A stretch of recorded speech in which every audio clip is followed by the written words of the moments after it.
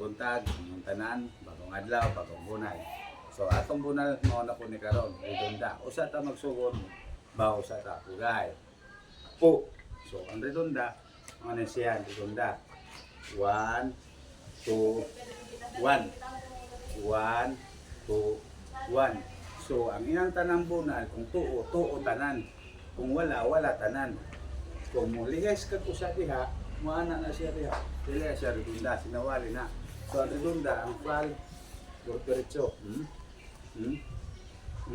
Tira uno, ini sagang ni siya, sagang tindi na siya sagang payong. O uno, yung payong.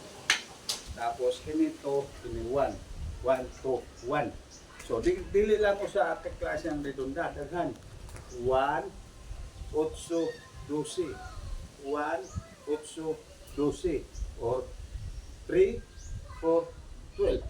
3, 4, 12. So pagkakaroon, kana lang usa ang atong bunan, redonda. Daghang salamat. Ugay.